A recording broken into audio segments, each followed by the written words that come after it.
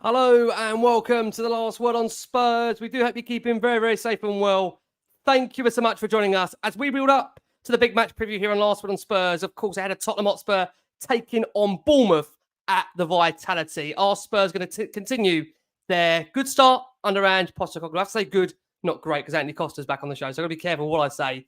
Early days, of course, for Tottenham at the start of this season. We've got 3 great guests on Last Word on Spurs. We're even giving out debuts on here. 2 wonderful debutants that are going to be bringing you insight, analysis, and all things Tottenham tonight. If you are listening to the show for the first time, and where have you been? We're on iTunes, we're on Spotify, we're across all major audio platforms. We are, of course, on Twitter at Last Word on Spurs. We're on Facebook and Instagram too. And let's invite in and let's bring to you our panelists that are going to be discussing all things Tottenham in this next hour or so. He needs no introduction. A man, of course, steeped with Spurs behind him, in front of him, wherever you go. We've got the one and Antony Costa back from Blue. And how are you, bud? Richy, how are you, everyone? How are you, people? Nice to see 2 debutants on tonight. And yeah, I'm looking forward to get stuck into Spurs as we all love our club. And yeah, it should be a good one. But mate, your beard is properly on point, Richy. Well, you know what? It needs a bit of a shave ahead of Cyprus on Tuesday. It needs a bit of a shave. You reckon? You look more like Bentancur every day, mate. Wish I played like him. Jesus Christ, those were the days. Those were the days.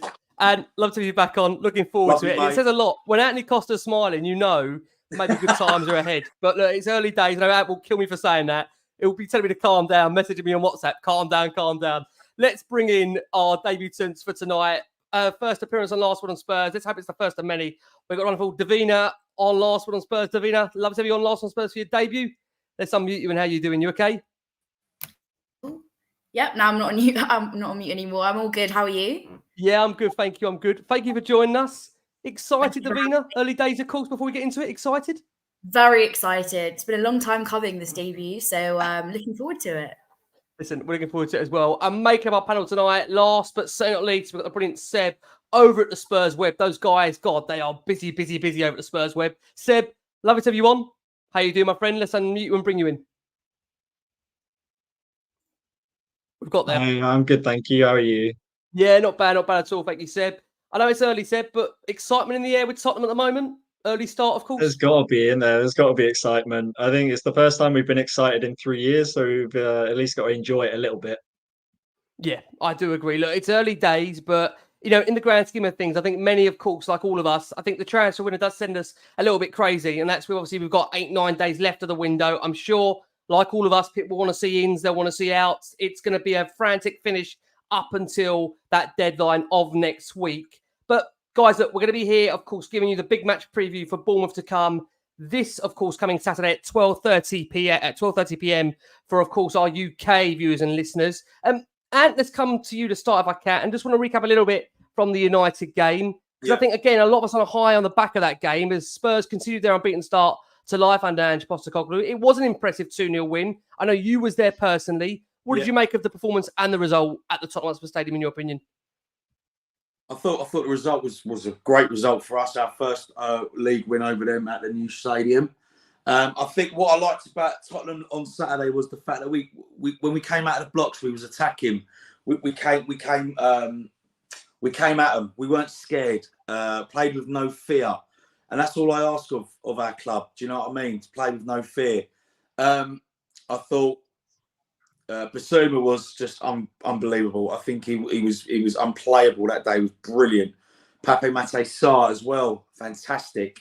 And for me, it's nice that everyone is starting to chip in with goals now. Do you know what I mean? And sort of getting in amongst it all. And I think they've really bought into the Postecoglou era. I certainly have. I'm very, very chuffed with what he's achieving at the moment. But it's only 2 games, so let's not get too ahead of ourselves. I'm enjoying it. Don't get me wrong. There's still 9 days of the window. We need some outs, but we certainly need some ins. That's for sure. Absolutely, yeah, totally agree there. Matty Hayes on the screen. Matty, we're still enjoying and coming to terms with that wonderful show with Ben Jacobs last night. It was an absolute stormer on Last Word on Spurs. Davina, let's come round to you. Look, we have made a promising start to life under Andrew Coles. 4 points from a possible 6 in the first 2 games. And I don't think I can ever say this as much as what I can now. Supporters, absolutely, it appears, right behind the manager. quite frankly, quicker than I've actually ever seen in my time being a Spurs fan. Are you surprised, Davina, just how quickly we've taken to Ange personally? I'm not surprised one bit, because I think the charisma that Ange has, and the way that even in his like post-match interviews and the way that he just speaks about the team, what a difference it makes to have a manager who looks like he wants to be there, and that he doesn't sort of feel like this job is beneath him that we might have had before with our like superstar blockbuster managers. And I think the time where I got like convinced was he did an interview after one of the preseason games against West Ham, and we conceded like some really soft goals, and he said like, that's on me. He wasn't throwing the players under the bus, like he took complete responsibility for it. And I think that's really refreshing to hear given the managers that we've had in the past. So even in the team, like you can see the intent to attack. And looking back at like, fine, United, we had a great game and we won 2-0. And like we said, it's the first win that we've had over United at our new stadium. But even if we look at the Brentford game, we drew 2-2 to them last season as well. But the difference in performance was unreal. And I just think good vibes are back at Tottenham Hotspur, and I'm buzzing for Saturday. Yeah, listen, Ahmed, I can't agree more with you there. That, I mean, ultimately going to games now, there's a real genuine excitement again. And I think it's fair to say that we've waited so long to see a brand of football that we can all appeal to. And of course, football is more than just obviously the brand. You want to be winning. But I do feel, Seb, coming over to you, that ultimately Spurs and the players they've got, I think they're more geared up to be successful under this style than maybe what it would have been previously under, in the most politest way, Antonio and of course Jose. Do you agree, Seb, that the players are more, you'd say, suited to this style of football from what you've seen over the past, 189 minutes so far? Yeah, I think that's fair to say. I think everyone knew during the Conte and Mourinho years that it felt very much like Tottenham were putting focus on the weakest part of our side, like with the greatest respect. Not that our defenders were bad players or anything, but you had the likes of Harry Kane at the time up top and Heung-min Son and Kulusevski all firing. But to score a goal for Tottenham, you had to do something incredible, like a solo bit of skill, a solo run. Whereas now it feels like there's a team that's being engineered specifically to score goals, which we haven't seen in since 2018, 2019 under Pochettino. I think it's just such a freer way of playing as well. This is what footballers want to come out and do. They want to come out and attack and show off. And I think under Conte and Mourinho, you kind of saw players shrink into themselves a little bit and thinking, my performance today is going to be defined on whether I make a mistake or not, rather than my performance is going to be defined on something amazing that I do on the pitch, which I think we're seeing now under Postecoglou. People are puffing their chests out a little bit more and getting stuck in and just going for it, which is nice to see. Yeah, absolutely. I mean, and can I ask a question, Rick? Can I ask a question to the panel? Please, go for it. People, can I just asking a question? I think Davina mentioned it, and rightly so. You know, it's the last 3-4 years has been abysmal. We all know that. We have all suffered as Spurs fans. Now, I just want to pose this question: if Big Ange came in as an unknown, not saying he's unknown, but you know, when he went to Celtic, a lot of people didn't know his background, what he was about. If he came to Spurs straight after Poch's sacking, how would your mindset be different? Would your mindset be different to what it is now? Do you think it's the fact that we have been crying out for that attacking football, and rightly so, that you're thinking, oh yeah, he's amazing, it's amazing. So how would you have felt if Big Ange came in a day after Poch got sacked? And Rick, please answer the question too. I just want to get people's thoughts about that. I'll take it and we'll find over to Davina and then Seb. You know what, and go on, Davina. Go on. Let's go Davina first. Davina, what do you think for you? It's just a question. There's no right or wrong answer. Yeah. I'm just intrigued.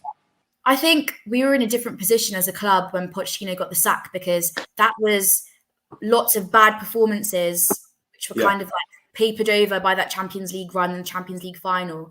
And I think which I think we did need to sack Pochettino. It was a very bad run of form. I think we hadn't won away since like February. Yeah. And we tried to do something different because we were playing attacking football under Poch, and I think ultimately that Champions League final loss was like the nail on the coffin that this wasn't working anymore. And we went a different direction. We got Mourinho. Still, you know, if we'd backed him properly and whatever, it could have been a different story. But we did Mourinho, we did Conte, we did Nuno. Like, we went through it all, and I think we just have to come back to our roots now. It's sort of like we've been through that whole phase of trying different things. It hasn't worked for us, and coming back, you know, I'm convinced by Ange now, but I think in November 2019 when we did sack Poch, it would have been a different story. And I think, I'm not saying Mourinho was the right appointment, but we needed something that was the opposite of Poch, and I think it wouldn't have worked bringing Ange in then. So you sort of sort of what you're saying, Davina, is that it's gone full circle. Yeah, I think for so. the better. Yeah. Okay, listen, as I said, there's no right or wrong answer. I just want to get it out there because it's something that's been sort of interesting, because I've been reading on Twitter like, oh, Ange is the saviour, big Ange is the best, I love Ange. And you know, again, everyone's got their opinions. I like Ange. I like, as Davina said, I like his demeanour. I like the way he is. I think he's brilliant with the press, and he's brilliant with his conferences. But I just don't want to get ahead of ourselves. I mean, you guys and girls do what you want, but for me, I don't want us to get let down, and I don't want him to feel that he's going to be let down by not getting the players that he needs or he wants. That's all I'm saying. Seb, what about you, mate? What's your take, fella? Yeah, I mean, I get what you're saying. Like, you have to be sensible with these things. Like, he's managed 2 games. There's only so much you can build someone up. I think the most you can say about Ange so far is that he's impressed everyone. He's got the fans and the players on board at the start of his journey, but you've got to actually let him embark on that journey and see where we actually go. But yeah, like Davina was saying, I think in hindsight, Ange would have been perfect when Poch left, because we'd be 3 years into a rebuild right now. But at the time, I don't think it would have been received quite as well. I think people, when stuff's going wrong, people like a very extreme change, because you can see that something's being done to kind of get out whatever funk that you're in. So Mourinho at the time, I think people were quite excited because he was so very different to Pochettino. Mm-hmm. He was this proven winner that was going to come in and get us trophies, but obviously it didn't quite work out. But yeah, I think part of the Postecoglou lure at the minute is he's so different from what we've had. It's like if you eat a bunch of salty food over and over again, then you have like a slice of chocolate cake. It hits that much harder. But yeah, like, hopefully he can sustain it and actually build something with Tottenham. No, it's interesting. That's great. As I said, it's great answers. Rick, what about you? Do you know what? And I totally get where you're coming from. I really, really do. And you know what? I think it definitely has helped him massively to be in a position where he's now following Conte Mourinho, because I do think 100% there would have been a lot more of the jury maybe questioning Ange coming in at the point, obviously, of Pochettino going, because you would have had, again, another manager that does play an attractive brand of football. And I think it would have taken more time to warm to him. But I think, as Seb and Davina alluded to, the fact that because we have been so starved, in the most polite way I say this, of any real consistent attacking football, and then to have what we've had just in the space of 189 minutes. I mean, don't get me wrong. Look, we beat Manchester United 2-0. And the way, even with Brentford, you know, that's a difficult place to go. We said this, you know, at the time that Brentford had only lost, I think, twice at home last season. I just think it's the manner of the fact that what we can do now is go to the stadium and know that we're not going to sit on a 1-0. We're actually going to try and attack a team and go for a second goal. And I just think, again, it puts into perspective that when we're paying the highest prices in the country, if not in world football, to go to a game at home, when you take into account everything else, you just want to see a brand of football that you can at least grasp onto and have confidence in. And I think that's the one thing that I can describe it like this. You know, I don't think any of us can have time to be on our phone or on Twitter when Spurs are playing anymore, because you're going to miss something. This is the one thing, you know, when you're at games now, you have to watch. You cannot be distracted by anything, because, you know, the way we're playing, you have to be glued to it. You have to be. Yeah. As I said, when we started talking and the panel said exactly the same thing. It was the fact that we played with no fear. That's all. As I said, that's all I want Spurs to play, with no fear. Don't think, oh, it's Man United. Oh, they've got so and so. He might score. He might nick a 1-0 win. Just go and play football. Just go and enjoy yourselves. Go and express yourselves. And I think some of the players that I've mentioned that were there a year, 2 years ago have been absolutely phenomenal. So far, so good. Yeah, this is a really good point. If I come around to you, Davina, Kev says here, would Last Word On Spurs agree we need a fire sale to stop our large squad issues carrying another 1 or 2 years over? Look, in the most polite way I say this, I know a lot of the players do watch Last Word On Spurs. I think there's a common, feeling that some of the players have probably played, their lasting efforts for Spurs and probably do need to make a move. Without naming names, I think we all know who those players are. There's 4 or 5 you could say, do need a move between now and the end of the window. I want to ask you, Davina, it might be a tricky question for you to answer, but this is what we spoke about in the green room. If I put this politely, that Conte and Mourinho, who are arguably in the time decided as essentially, serial winners in their own right and 2 of the, best managers in modern football, if they're not going to get the backing from Daniel Levy and the hierarchy, what makes you think, Davina, and it's a question, and Postecoglou will get that backing? Are you confident that he'll get the players in he wants? And are you also confident that Spurs will get out the players they need to between now and the deadline? What's your thoughts on that personally for you? I think, okay, so 2 questions to answer there. Firstly, on the players that might be leaving Spurs, I think that it's just a bit concerning that there are some players who are more than happy to sort of run out their contracts at the club and not wanting to move elsewhere. Like, understandable, you've been at Spurs for a really long time, but it's worrying for us because, some of these players are on really high wages as well. And people think that we need a massive transfer fee to sort of make the transfer worth it. But if these players are getting offers from abroad and they're turning them down, then it's a little bit of an issue for us because our squad is huge. It's huge. And I think we've got, less than 10 days left of the window. It's shambolic that we've still got, we've sold 3 players in this whole window. Yep. One of them was our star striker. So, that is very tricky. And I do think that it is a big concern. But speaking about Harry Kane, it's too soon to even discuss it with a smile on my face.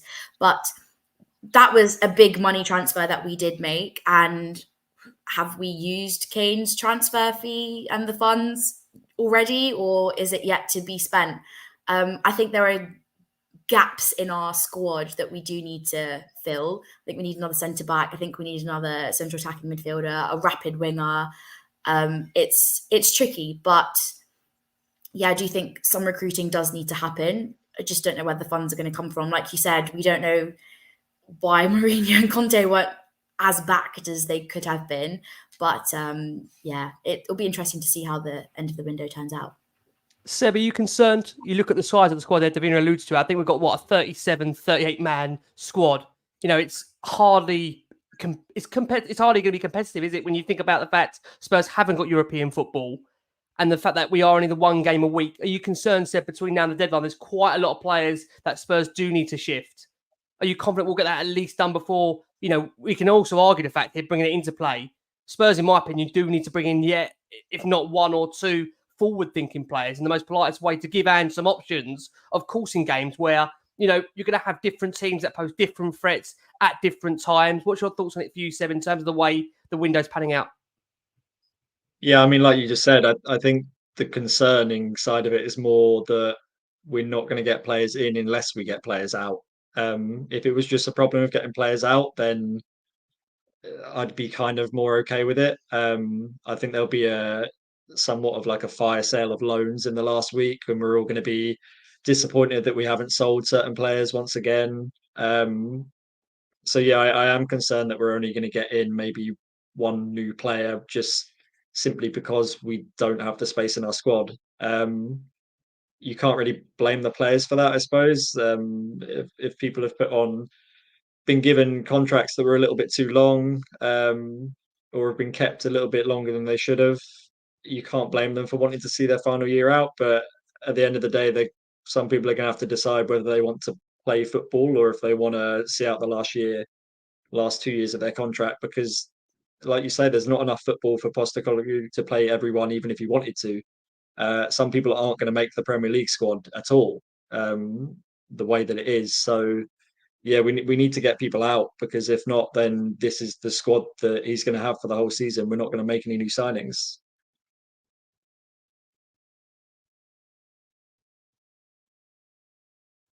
Apologies, guys. I can see you out there shaking your head. Look, there's obviously a lot of positives to go about in terms of the brand that we're playing, but I know there's equally a bit of worry the fact that we've got 7-8 days of the window still remaining. There's a number of players that Spurs do need to shift on. We have heard reports today coming out that if those players don't get the moves, then Ange's happy to try and reintegrate them back into the squad. Is that what you want to be hearing, or do you want to be hearing the fact that Ange's being a lot more firmer, saying, look, some of these players do need to go in order so I have the squad that I want to work with for the season? Because as we've said before, in the most politest way, Spurs have got the Premier League to focus on, which is once a week. And of course, the FA Cup and League Cup, which, please God, they're going to go really, really far in. How manageable is that, Ant, with the size of the squad we've got at the moment? Surely it does need to be 100% taken down, doesn't it? 100%, Rick. It's too big. You said something really... you said something then about Ange saying that he'll have to... He's happy. Reintegrating back in. Reintegrating back in. Yep. That screams to me that I don't think... I mean, I hope I'm wrong. That screams to me that he knows that there's going to be nothing coming in or going out. And as he said, I don't know, he said that he's have to integrate the players back in the squad. Well, I'm sorry, some of these players have been here a combined, 3 or 4 players have been there a combined 28 years between them. It's too long. It's too long. It's gone stale. It just life happens. And they should think to themselves, whether it's an English player or a foreign player that plays for their national side. The Euros are coming up, or the World Cup qualifiers are coming. I want to get into them teams. I want to be able to represent my countries. So go and play your football. Go and get your love back. Because if some of them players haven't made the first team squad for the last 2 games, and they start getting integrated, and then we start losing, I'm not blaming, I'm just saying, then we start dropping points. Where does it end? Ange needs backing now. I know it's a rebuild, but I want us to kick on. Like, I don't want them not down the road running away with it, and we're there chasing. But it's okay because we're playing really nice football, but we're 12th. No, I'm not interested. I want us to be challenging. So give the players Ange wants. Let him get rid of the players he wants. Let him be firm, and we have to back him. If he wants certain players that we might not agree with, if he wants them, then he likes them. So he's the one that gets paid. I don't. You don't. None of the panel do. So we're just supporters of this club. So we have to back that manager if who he wants and who he wants to get rid of. I totally agree with you, Ant. I mean, the thing that we are finding again is, listen, we're not going to be happy about this. It is hard to move some of these players on that are almost just comfortable in the position they are in. There's players that are simply happy to just pick up the wage and be part of a squad. And we're even, seeing in the most politest way, someone like Eric Dyer. We're hearing reports this week, he's not made the last 2 matchday squads, but he's more than happy to be part of a squad rather than maybe go out and play first team football. The guy's got 12 months in his contract, 12 months on his contract left. From what we're hearing, he's happy to see out those 12 months at Tottenham and not necessarily demand the move. 𝐿𝐺 Țanghanga, for me, he needs regular game time. Sergio Reguilón, I don't think he's shown in pre-season he's up to the grade. So there does feel like there's a lot of work that still needs to be done. Davina, you slightly touched on it, of course. Spurs, without going into again ripping off the plaster, Spurs, of course, lost Harry Kane during the summer. When you look at the forward options at Tottenham, of course, Richarlison being one of them that has drawn a lot of different opinion. Some feel he's not had the adequate game time yet in order to really establish himself and be given a fair run of the crack as a forward. From what you've seen in the past 2 games so far from Richarlison, do you see enough there to believe he can be a genuine forward for Tottenham for the upcoming games, or do you think Spurs do need to dip into the window and look at potential alternatives? See, it's a tricky one because I think Richarlison has so much potential, and I do still have faith that he will become good. I think I gave a preseason prediction that he will score 15 Premier League goals, and I still back that he will. But he's Brazil's number 9 for a reason. Like, he has so much responsibility for the national team, and we just need to see his form come through for the club. And you know, I don't think we can judge his performances from last season. He was given like 10, 15 minute sub appearances from the bench. We weren't playing him in position. And I think the only thing he's done wrong is that he's not Harry Kane. And there's just so much pressure on his back. So I think once he gets scoring, the goals will come. And I think there's more than enough talent in there for him to take up that number 9 position. But I think the problem that we'll see having lost Harry Kane is that he was responsible, you know, for 30 goals last season. That amount of goals will have to come not just from Richarlison, but the front three need to distribute those goals a lot more equally. And not slating Kulusevski or Son from last season, but they need to also up their game and start contributing a little bit more to the goal scoring, because in the last couple of games, we've not had a prolific goal outlet. You know, Emerson scored, who else scored? Romero scored, Sarr scored, then it was an own goal. So, like, that's not any of our attacking, that's not any of our attacking players. So it is quite concerning, and we do need to start having a look at where these goals are going to come from. Yeah, absolutely. I do agree on that. It's really hard to disagree. Yeah, I mean, Seb, bringing you into this conversation, where do you stand on the Richarlison debate and also the front three generally? Because it's in the most politest way. Look, of course, we're delighted by the start, 4 points out of a possible 6. And of course, you know, I have to say this. We go to Bournemouth at the weekend. I know Costa's going to kill me for saying this. Spurs win that, they go top of the league temporary. I know it's only 3 games in and we're doing a new no, we'll make you proud. But it could be a really, really great start to the season. And yet here we are really concerned that the front three so far aren't particularly clicking. Where do you stand, Seb, on what Spurs may need to do in terms of the market with 8-9 days to go in the forward areas? Or are you confident we have got enough? I'm confident that we won't get anyone to replace Richarlison. So then it becomes like a different argument, I guess. I think if they sign anyone, it's going to be someone who's going to be on the bench to come on for Richarlison. It's not going to be someone that's going to displace him. Like Davina was saying, like, once you get the idea of he's not Harry Kane out of your head, then it's a different ball game. The expectations are different. The way that we're going to play is different. The switch from Conte to Postecoglou is about as extreme as you can get. So I think you've got to be fair with Richarlison and just kind of treat him like a new signing in a new system.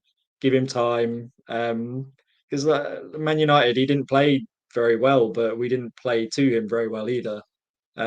These are players playing new attacking systems, new tactics that they haven't used before, that they're not quite familiar with yet. The same with Son and Kulusevski as well. I think there's no coincidence that the 3 players that maybe struggled the most from the 2 games were those front 3. So I think they're only going to improve, and you've got to give them the time to do that, I think. How many games do you give them? How many games do you give them, people? What, Richarlison in general? How many games do you give him? How many games, if you're Ange, Seb, or Davina, you're Ange, how many games do you give him? Who wants to take that first? Davina, you want to take that one first? Or Seb? Yeah, go on, Davina. I just think you have to keep trying with Richarlison, because, like I said earlier, he's got the potential, he's got the talent. We've seen it on the biggest stage. So it's like, who else are we going to play if we don't play? No, I know. I mean, they've confirmed this week Veliz will not be part of the matchday squad for this first part of the season. So he will not be signing the kid. Well, they listen. But again, I think that the thing with him is, I mean, Postecoglou has said he wants to give the kid time to adapt, time to get used to his surroundings. It's football. It's football. Of course, it is. Of course, but yeah. No, I agree. He wants to keep Dane Scarlett around, though. But listen, again, Dane Scarlett again is a one that might be kept around the camp. The thing is, Anne, I see you shaking your head there, but just on the Richarlison debate, if I can, on this fact, you know, I know people picking up on this, and Blake's is here as well. Someone's saying he just doesn't get the service. You know, against United, he only got 28 touches of the ball. That was actually less than any starting player at Spurs in that game. Only Mount, 27, and 𝐁𝐽, 25, touched the ball less. So there is that argument that he simply just isn't getting the service. What would you say back to claims of the service rather than his own individual performances? Yeah, I get that, because he's the type of striker that plays. He wants the ball to his feet. He won't come deep to get it like Kane would. So he wants ball to his feet. He wants service. He wants a cross to come in, and he hopefully heads the ball. You know, he won't go looking for the ball. As I said, he just wants to his feet. He plays off the shoulder, and he's got so much pace, as we know. So in an and system, is an ideal striker. Let's get the service to him. That's a great shout. Great point. I think sometimes when you're watching the game, I don't know about you guys, but when I'm watching certain players, their movement, why is he doing that? Why has he dropped deep? Why has he gone wide? And it's fascinating to see, because you'd think someone like Sonny and Kulu would be delivering, good balls into the box, but they haven't as yet. And Kulu is a bit of a worry for me. I'm not saying that he's gone off the rails. I just think, but he's got no pace. I do agree with that, but I do think... Do you know what I mean? I'm back in this, Anne, but I do think, and listen, let me interrupt you there. Do you think, and also the loss of Bentancur has massively affected him? I just don't think Kulusevski's been the same player since Bentancur's been at the side. Yeah, maybe, yeah. Maybe. I mean, the thing is, we know he's got the form because he showed it in that opening period before he obviously signed for the club permanently. So we have to hope there's a player there. And let me get your thoughts quickly. Obviously, we've seen links this week at Pepe of Porto, one that you might know very, very well, but one player you might know from watching the Premier League, of course, is Brennan Johnson, being valued around the 50 million mark by Nottingham Forest. Steve Cooper come out today and said, as far as he's concerned, wants the player to stay, nurtured him, developed him. He's a big, big future for him. Brennan Johnson, does that name excite you when I say Spurs are after him? I mean, does he excite me? No, not really, but it ain't but it ain't about getting world-class players. It's a player. Does he excite me? Yes, because I love that type of player. Back in 2004 when we signed a young Aaron Lennon, no one heard of him. So when I watched him live, I loved him. He's the type of player that got you off your seat. That's the type of player I love and always have done. I think we've been spoiled over the years. Brennan Johnson's a direct player. He can cross a ball. He can take a man on, which I love. He can beat a player. And I think in an AND system, he'll do all right. He will do all right, mate. And I hope you get him.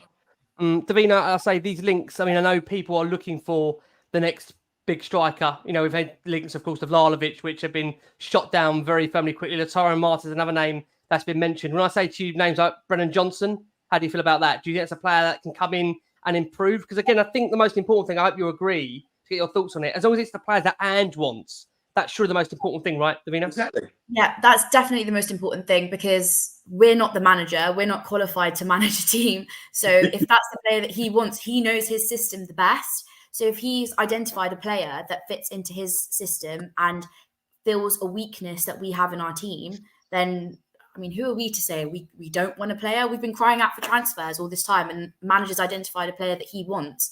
We can't sort of be like, nah, he doesn't excite me. He hasn't got a flashy name. Like, it's the only thing which is concerning for me is that he's valued at like 50 million plus, which is like the same amount that he would be like one of our most expensive signings.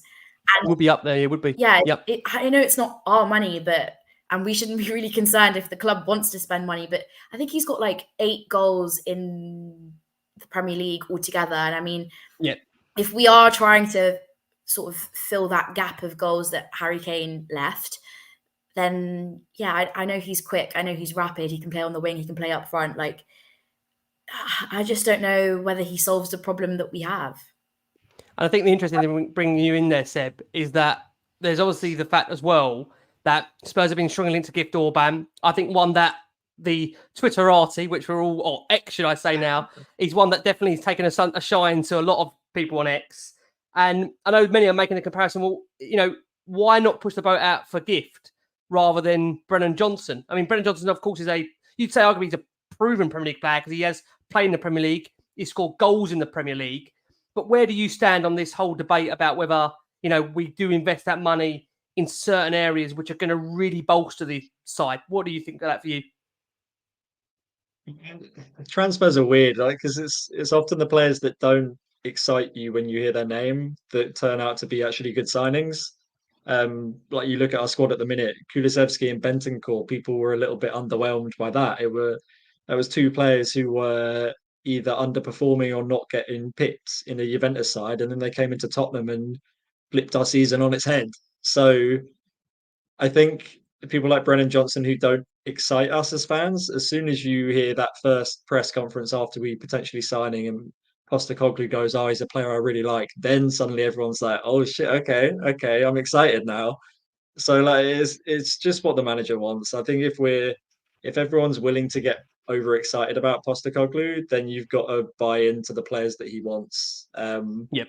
And yeah, I think we're more likely to get a Brennan Johnson or a Gift Orban than like a really, really big name player at this point.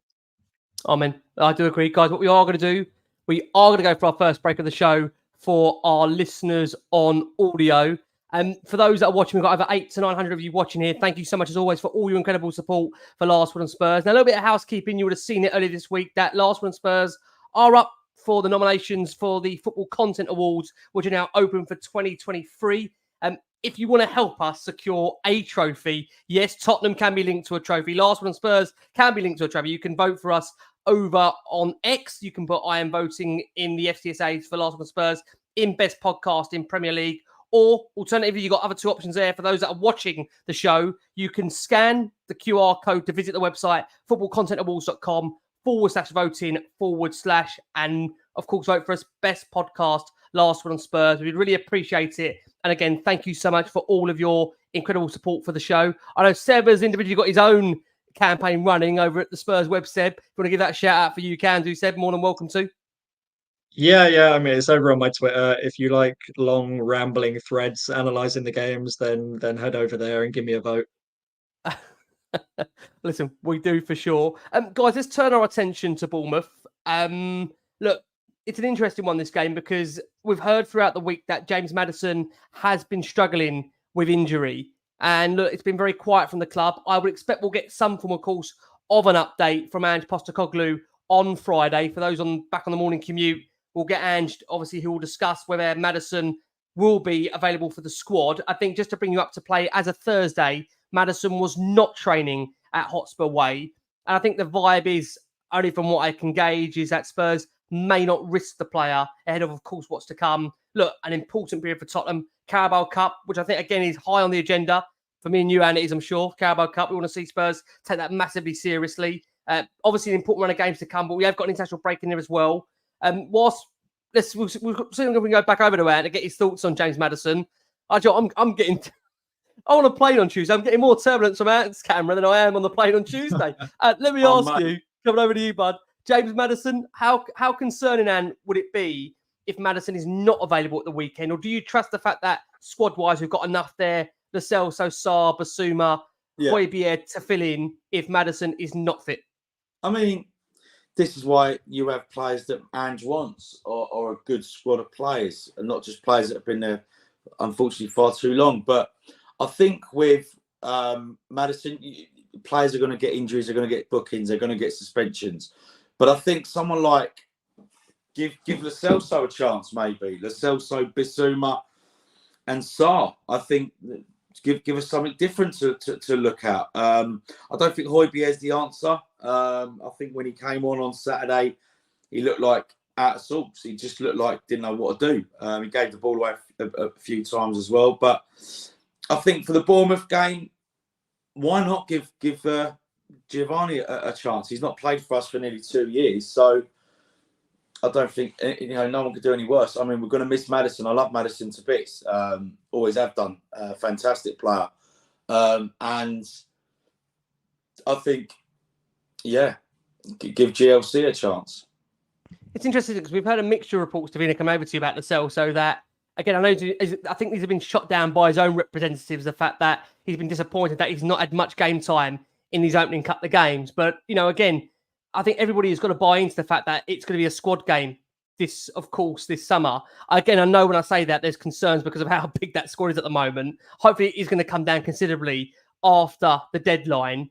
But anybody coming in now must be really excited by the fact that they're going to play, again, as I say this, an expansive brand of football. The shackles are off. And I think it's fair to say Lo Celso looked really impressive during the cameos he got during pre-season. So if Maddison wasn't available and Lo Celso is the man to step in, are you still confident that he'd be good enough to do the job for the weekend? Lo Celso is a player that my jury is still out for, because he's shown some really brilliant sparks over the years. And then there's some times where I'm like, why is he on the pitch? Why is he not on the bench? So I've got mixed feelings about him, but I think the best way to find out is to play him and see how he works in Ange's system. And if it doesn't work, the window is not closed yet, then there's still time to sell. So see if he can like slot in, because we can't fall apart if Maddison is injured. Like, we can't run him into the ground and play him 90 minutes of football week in, week out in the cup games, no matter how important that he is on and off the pitch. I think he's also great in terms of bringing our team together. It was a brilliant choice to make him vice captain as well. We just have to play him and see what happens.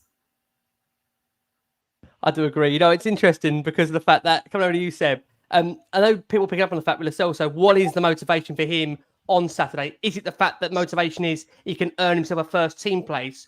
Or is it the fact that the window is still open for what are remaining 4, 5, 6 days and he might bag himself a move? Where do you personally think his head's at? Because over the summer, we've seen a lot of posts on Instagram of him being around London, looking fairly happy. He was pictured with 𝐷𝐸, of course, this week with Romero.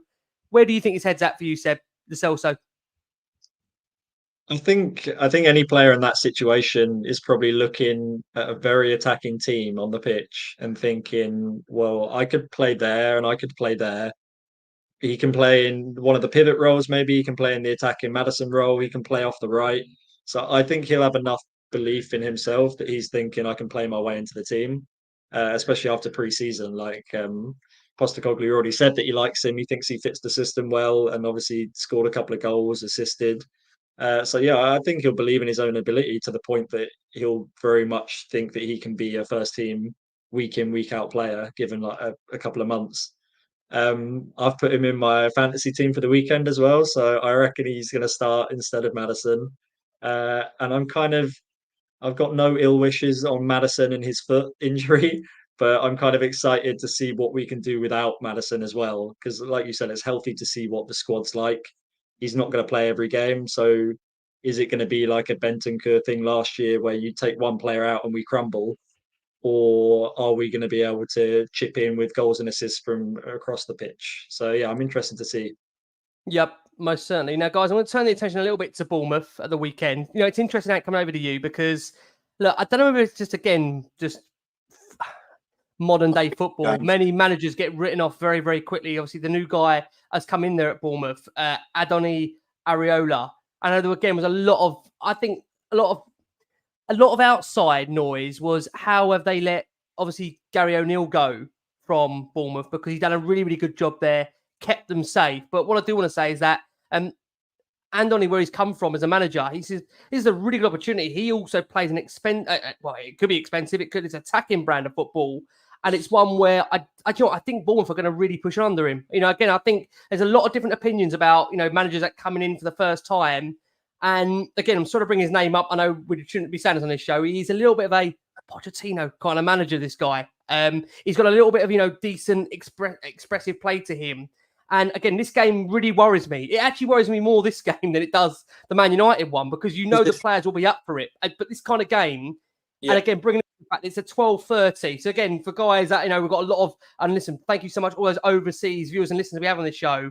But those that are in the UK will know our concern of a 12:30 game on a Saturday, that, there's always feeling around that. And I'll let Davina come and shed a really good point off air around a 12:30 kickoff. I know you dread these, Anne. What do you think for you? Is it the kind of game you'd really want, the vitality? No, I just be rocking there, isn't it, Bournemouth? It's going to be rocking.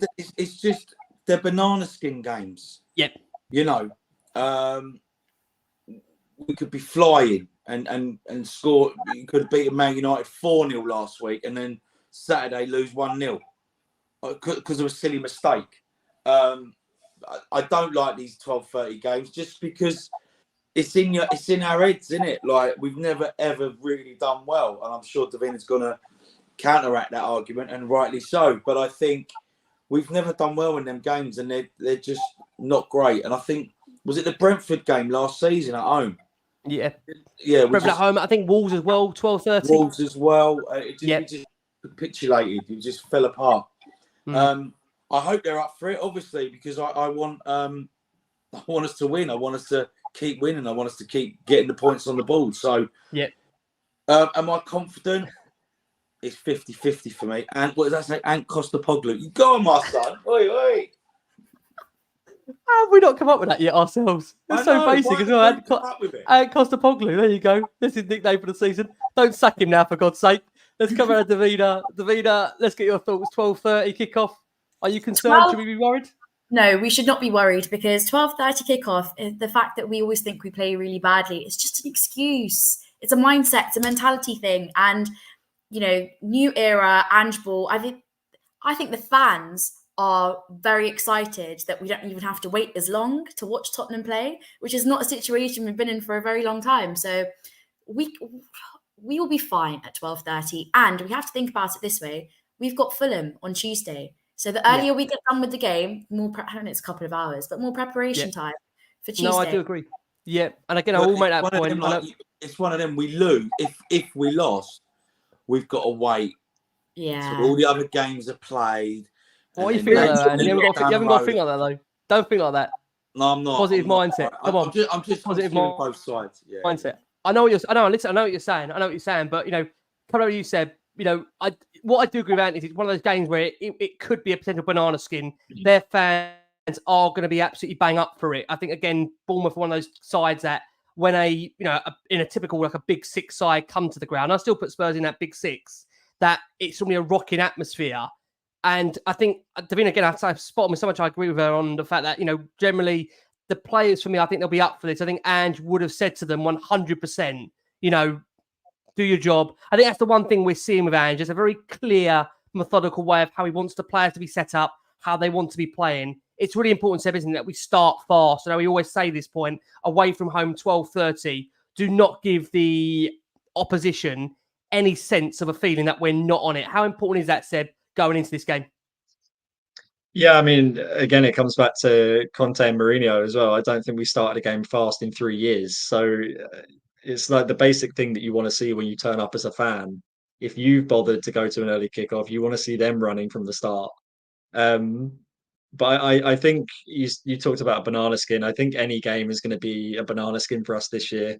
I think when you change a system that dramatically and you're playing essentially with two defenders at the back a lot of the time, there's going to be so many peaks and troughs throughout the season. We're going to beat Man United 2-0, then we might lose 5-0 to a random team. But as long as we're taking 2 steps forward and 1 step back, 2 steps forward, I think people just want to see progress under Postecoglou.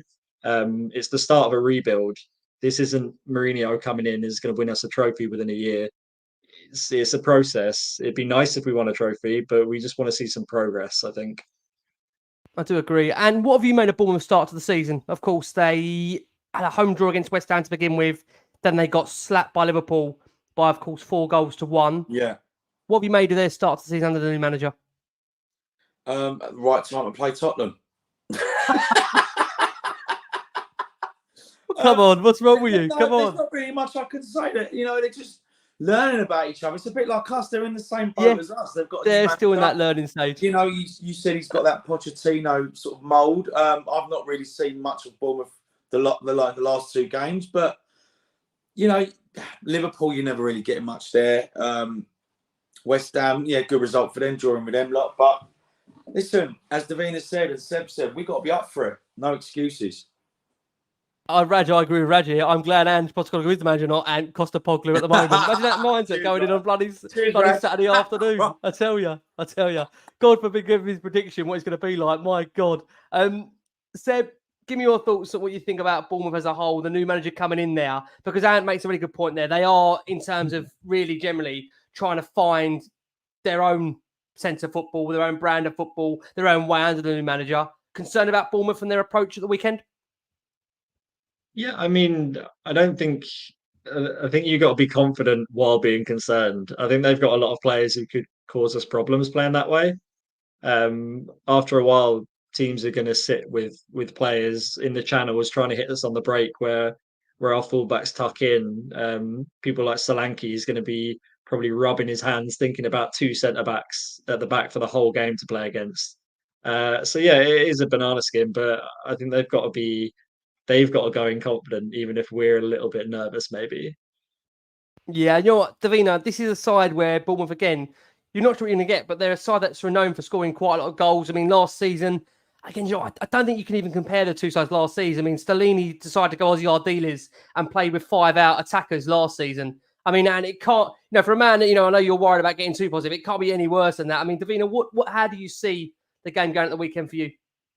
Well, I think the last 4 times that Bournemouth and Tottenham have played each other, it's ended 3-2. So I'm expecting a lot of goals, but I'm a bit scared of Dominic Solanke because he's a real goal threat. And I remember the last game when we played them in April when we lost 3-2, he scored and assisted. Like, he was involved in all of the goals. So he's definitely one to watch. And I think it'll be a high scoring game. And my prediction for the game was 4-2 to Tottenham, obviously. Wow. Okay.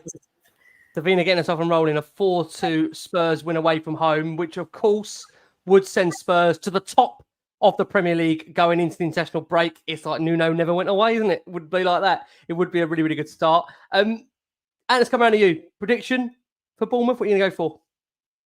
I'm not going to bet against my team. Obviously, I want us to turn up and just play with no fear. I'm going 2-1 Spurs. Tight game. Yeah. Tight game at 12:30. We might go 1-0 down. We might. and then end up winning it. Listen, we've won the game. We've got to win the game. Who's going to get the winner? Can I ask you about players who can win it? You can tell me who's going to get the winner? Who needs to get the winner? You probably say Richarlison would need to get the winner, right? You'd like to say Richarlison, but I just got this feeling that Sonny might score on Saturday. Okay. Need him to, don't we? Sonny as well. We need to get back in the goals. Yeah. Seb, how do you see it playing out the Vitality? What are you going to go for? I'm going 3-1. 3-1 Tottenham. I reckon Richarlison with a couple as well. Oh, nice. He needs it. This is the thing where you could say at the moment, this could be the perfect game going into the international break where, we'll go into such a high if Spurs are at the top of the summit. Again, I think we have to take into account, of course, that because of the nature of the goal difference from other teams, bearing on Brighton, what a start Brighton made to the season, it might only be temporary. But the confidence against Spurs, if someone offered you 7 points from the first 9, I think we all would have bitten our hands off for that. We really, really would. So it would be a really, really good start to the season. I'm intrigued, guys. Obviously, it is the closing of the transfer window next week. So it wouldn't be fair if I didn't ask you this question in terms of what do you want to see happen between now and the end of next week's window. If we start with Anne and we'll make our way around. Anne, in your opinion, for you to be happy as a Spurs fan, what needs to happen between now and the end of the window, in your opinion? I think between 4 and 5 players have to leave or go on loan or whatever, but they have to leave. And I'd like to bring 2, maybe 3 at a push to come in. You got any specific names that you like that you think would have a definitive enhancement on the squad? Anyone that stands out for you? Yeah, I can name you so many players, but it all depends. Give me a couple of players that you feel genuinely they would come in straight away and make a massive difference to that first 11 or squad as a whole that you think are really going to motivate the team. I think someone like Gift Orban. I think he's young, up and coming. I've seen a bit of him. Again, I'm going by people's Twitters and YouTube clips and all that, so I can't really judge. But what I've seen of him, his goals he can score, the way he plays, would fit an Ant system. Brennan Johnson as well, if he came, I wouldn't be opposed to that. Okay, we'll keep an eye on it. Davina, same question to you. What do you think needs to happen for you to be happy that we are ready, fully ready for Angeball? What needs to happen between now and next week? Echoing the same points, I think we need to not get rid, but let some players go. I think we definitely need another striker as a backup. I do think we do need one, and a centre back. I think that would make me think of this window as a nice 7 or 8 out of 10, not keeping into the fact that Harry Kane left us. What number is it now for you, Davina? If the window's shut tomorrow, what number would it be for you in terms of out of 10 this window? 5. Interesting. Yeah. Okay. That's a really I just think cool. At the beginning of the transfer window, when we signed Maddison and then we got Van der Ven, I was really excited that this is the start. We're going to sign some more players. And then we've not had very many transfer links in the last week, which is very worrying. So if the window was to close tomorrow, I'd give it a proper 5 out of 10. Seb, same question to you. I'm intrigued to know if it was shut tomorrow, what number would that be? And also what you feel Spurs genuinely need to do between now and next week's deadline to make you a very happy Spurs fan and feel that we are ready 100% to be competitive. Yeah, I think the same. Maybe 5 or 6 at the minute. If we include Postecoglou in that, if he's included in the summer transfer window, then maybe a 6.5 What you maybe. mean? What you mean? Send him out on loan, or you mean? I mean, if we're rating the transfer window as it is, I think getting Yeah. that new manager in and changing the style was the most important thing. Yeah. But in terms of the players that we've brought in, yeah, like 5 or 6 out of 10. Yeah, I think we need to get rid of maybe 6, 7 players from the squad, whether that be a loan or a sale, and then that frees up some space for a couple of new signings, I think. Yeah, you know what's interesting? A lot of mentions here on Last Word On Spurs, and many saying the same thing. They need to get 7 or 8 out, and that sounds again dramatic. But obviously, we know Troy Parrott has now gone out on loan, of course, which again is good for his experience. Obviously, over to the Netherlands, where hopefully you'll get a decent run of games. Again, my concern is that there is so much work to do between now and next week. I do worry slightly that we're again in that situation left with players that ultimately are going to have to be reintegrated. And the most important thing for me, I've got to be honest with you, and I'm sure you agree, is that you want to have a squad that is hungry, all unified and going in the right direction, right? I mean, that is the most important thing, that we want to close that window next week. Please God, Spurs have advanced in the Carabao Cup, which to me and you is a massive, massive game in our season. I know it's absolutely massive to all of us. Is that the most important thing? And that whatever happens next week, our sole focus is that everybody wants the same thing. They're all going to pull together for Postecoglou, and that we haven't got anybody there that doesn't want to be there, right? Yeah, absolutely. Need players that want to be there. Need players that Yep. Ange wants. Need players that fit his system. And unfortunately, just get rid of the players that don't want to be there or are there and not in the squad. Like, you just get frustrated because, you know, someone like Divine, is he going to go out on loan, or is Ange going to give him a chance?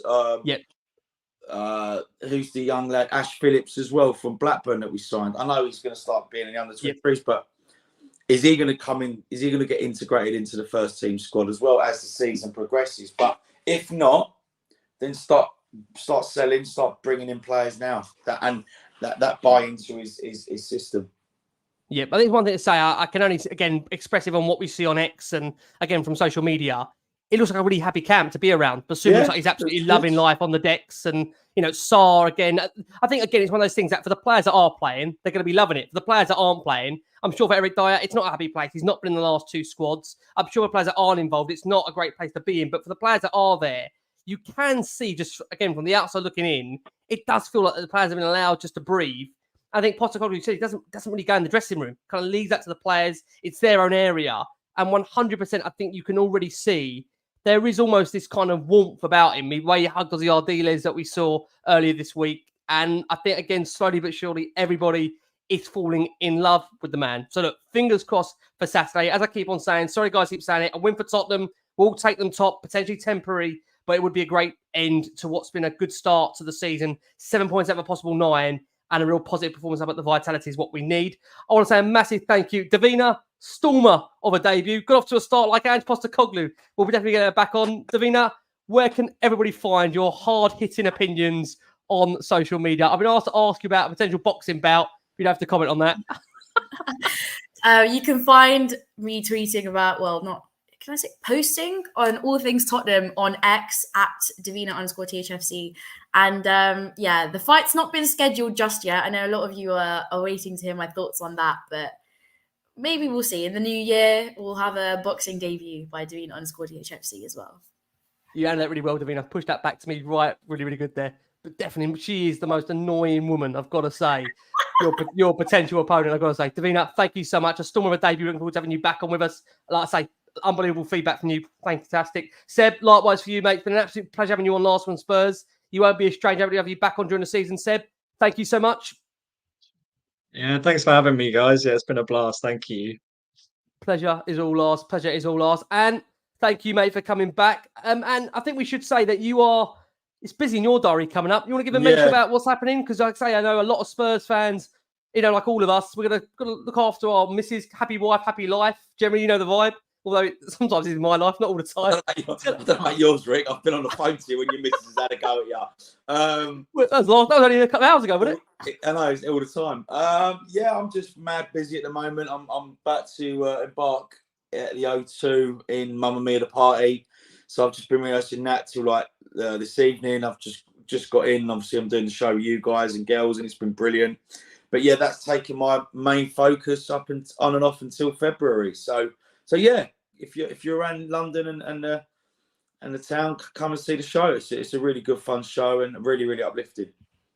But I can't see a lot of Tottenham games, unfortunately. So yeah. Yeah. And again, I think those that do come to the show, it's going to be very hard to pull you away for a Tottenham chat. You obviously are there to work. As much as everyone would love to ask you about, of course, and he did that twice. You know what? How many times has anyone done that? Go and Poch. Got to stop doing that. Postecoglou. Not Postecoglou. Postecoglou. Postecoglou. I'm working on it.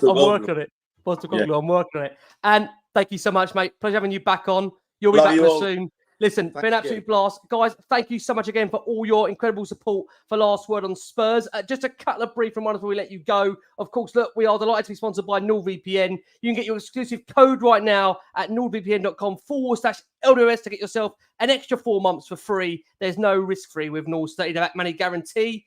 And I've got to say, guys, from Davina, from Seb, from Anne, guys, we've been the Last Word on Spurs. Thank you so much. That's how we're talking about Tottenham being top of the league on Saturday evening. From all of us here, keep safe, keep well, and as always,